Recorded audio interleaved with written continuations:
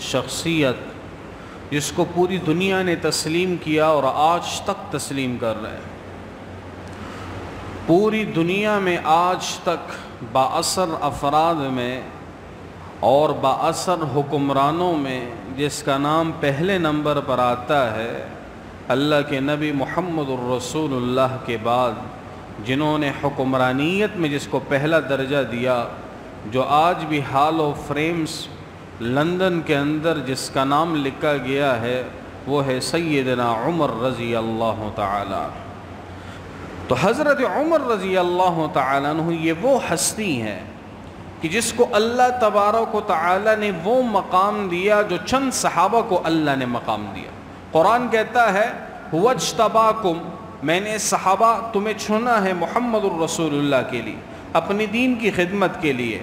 تو ہم سب تو بعد میں آتے ہیں، ہم سب تو ایویں اپنے آپ کو لگا لیتے ہیں کہ بھئی ہم بھی چنے گئے ہیں، بے شک چنے گئے ہیں، لیکن صحیح جو خطاب اللہ نے فرمایا وہ صحابہ کو فرمایا۔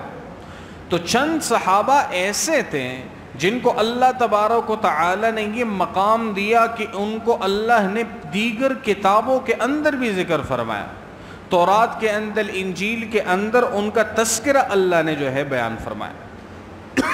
اس کے اندر ایک سیدنا عمر رضی اللہ تعالیٰ جس کے ایمان لانے کا تذکرہ تورات نے بیان کیا، جس کی شہادت کا تذکرہ قرآن نے بیان کیا، جس کے کارناموں کا تذکرہ تورات نے بیان کیا، جس کے تمام حکمرانیت کے بعد فتوحات کے تذکرے یہودی علماء نے اللہ کے نبی کے نبوت ملنے سے پہلے بیان فرمایا۔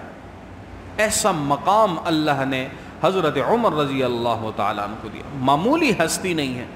اسلام لانے سے پہلے اللہ نے پورے یہودی عالم پر یہ بات عیاں کر دی ہے کہ تمہاری بنیادوں کو اگر ہلانے والی ایک ہستی ہے تو وہ حضرت عمر رضی اللہ تعالیٰ۔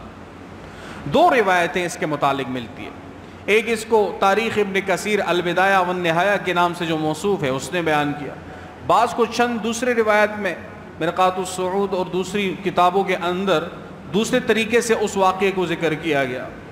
تو ایک واقعہ جو دو طرق سے بیان ہوا کہ حضرت عمر رضی اللہ تعالیٰ عنہ دمشق سے سفر پر تھے، بعض کہتے ہیں حضرت عمر رضی اللہ تعالیٰ عنہ اپنے رفقا کے ساتھ، یہ جو ابو جہل تھا، ابو جہل کون تھا؟ حضرت عمر رضی اللہ تعالیٰ عنہ کی جو ماں ہے وہ ابو جہل کی بہن ہے، تو یہ ابو جہل کا بانجا لگتا ہے حضرت عمر رضی اللہ تعالیٰ عنہ۔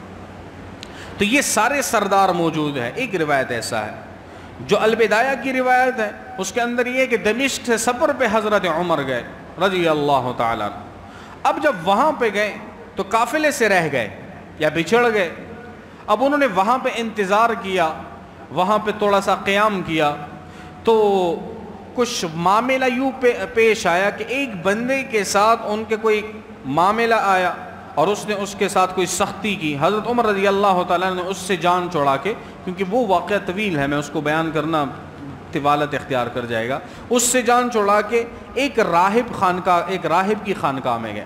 جس طرح ہم کہیں نا کسی مولوی صاحب کی مسجد میں گئے، اس ٹائم میں یہ تھا مسجدیں تو اللہ کے گھر ہیں لیکن ان سارے جو ہیں امام وہاں پہ ہوتا ہے، اسی طرح راہب ان کا بڑا ہوتا تھا جو عیسائی تھا، اس کی خانقاہ، تو اس کی خانقاہ میں گیا، دستک دی، مجھے رات کے لیے کوئی قیام، تو اس راہب نے اوپر سے دیکھا۔ اب جب اوپر سے دیکھا تو اس نے کہا اس کو آنے دو۔ تو حضرت عمر رضی اللہ تعالی عنہ فرماتے ہیں یہ اسلام سے نبوت ملنے سے پہلے کی باتیں کر رہا ہوں، یہ اللہ کے نبی کہ اس صحابی کو ابھی تک ہدایت نہیں ملی، حالت کفر کی بات کر رہا ہوں، یہ مقام نہیں ملا، کسی بھی نبی کو یہ مقام نہیں ملا جس کا تذکرہ اور جتنی وضاحت کے ساتھ پچھلی کتابوں نے کیا ہے کسی اور نبی کا نہیں کیا گیا۔ کسی بھی نبی کو یہ مقام شرف نہیں ملا کہ نبی موجود نہ ہو، امتی موجود ہو، محمد الرسول اللہ کو ملا۔ کسی بھی نبی کو یہ فضیلت نہیں ملی کہ جس کے صحابی، حواریین، احباب کا تذکرہ پچھلی کتابیں میں ہو، محمد الرسول اللہ کے صحابہ کو اور محمد الرسول اللہ کو یہ مقام ملا کہ حضرت عمر کا تذکرہ تورات کے اندر مذکور ہے۔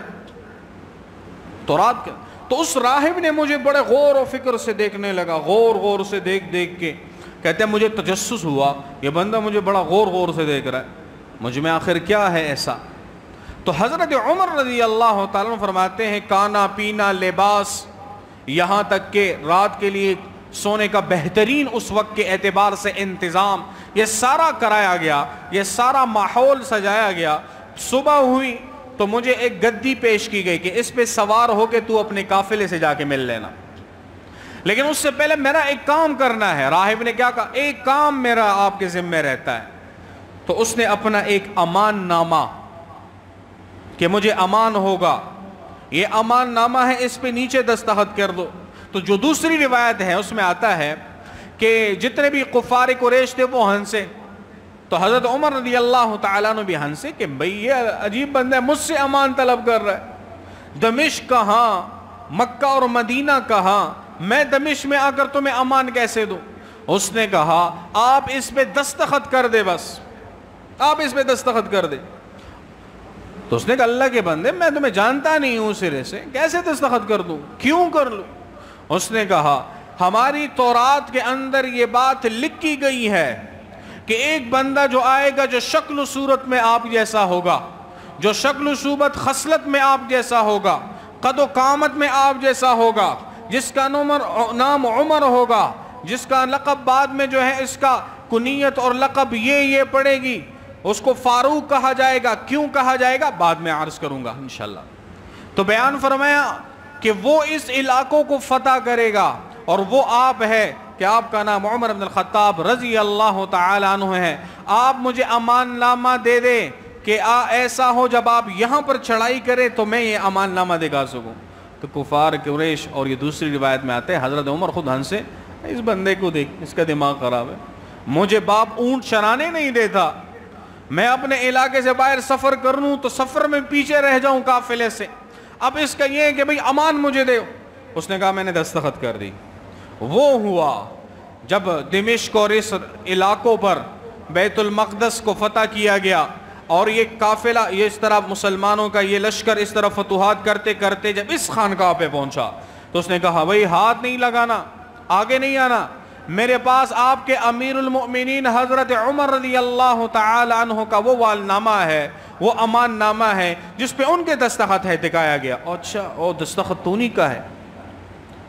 غالباً سعد بن ابی وقاص رضی اللہ تعالیٰ عنہ ہوتے یا کوئی اور تھے اس وقت کے جو امیر لشکر تھے، انہوں نے سوال جواب بھیجا کہ حضرت ایک بندے کے پاس آپ کا وہ امان نامہ ہے جس نے دعویٰ کیا کہ مجھے امان دیا گیا ہے۔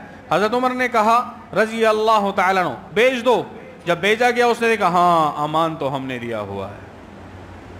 یہ کیا ہے؟ یہ سیدنا عمر رضی اللہ تعالیٰ عنہ کی وہ فضیلت ہے جس کو تورات نے بیان کیا تھا، اتنی وضاحت کے ساتھ بیان تھا، اتنی وضاحت کے ساتھ بیان کیا گیا تھا کہ یہودی نے ڈائریکٹ پہچان لیا کہ یہ حضرت عمر رضی اللہ تعالیٰ عنہ۔ حضرت کعب احبار رضی اللہ تعالیٰ عنہ تورات کے بہت بڑے عالم ہے، مسلمان ہے، انہوں نے کہا امیر المؤمنین آپ کو شہادت ملے گی اور مدینہ منورہ کے اندر ملے گی، کیونکہ آپ بارہا فرماتے تھے اللہم انی اسألک شہادت فی سبیلک، یا اللہ میں شہادت مانگتا ہوں آپ سے تمہارے ہی رستے میں، اور دفن ہونا چاہتا ہوں فی مدینہ رسولک، اور یا رسول میں اللہ تیرے رسول کے اس شہر کے اندر دفن ہونا چاہتا ہوں۔ یہ دو دعا حضرت عمر فرماتے تھے۔ تو حضرت کعب بن احبار رضی اللہ تعالیٰ عنہ نے فرمایا امیر المؤمنین آپ کو شہادت ملے گی۔ انہوں نے کہا کیسے دعوے کے ساتھ کہہ سکتے ہو؟ کہتے ہیں تورات کے اندر یہ بات لکھی گئی تھی کہ سیدنا عمر رضی اللہ تعالیٰ عنہ کو مدینہ رسول یعنی شہر رسول کے اندر شہید کیا جائے گا۔ حضرت عمر نے فرمایا یہ کیسے ہو سکتا ہے کہ امیر المؤمنین کا شہر محمد الرسول اللہ کا شہر ہو، مسلمانوں کا شہر ہو، اور اس میں ان کے خلیفہ دوم کو قتل کر دیا جائے، شہید کیا جائے؟ انہوں نے کہا جی تورات کے اندر یہ بات اللہ نے اتاری ہے، اسی طرح ہوگا۔ آپ سب کو پتہ ہے، ہم کو پتہ ہے کہ کیا ہے، فجر کی نماز میں فجر کی نماز میں اس کو شہید کیا گیا۔ تو یہ کیا حضرت عمر رضی اللہ تعالیٰ عنہ کو یہ مقام اللہ نے دیا تھا کہ بھئی اللہ کے نبی محمد الرسول اللہ کا اللہ نے اس کو زمین پہ وزیر بنایا۔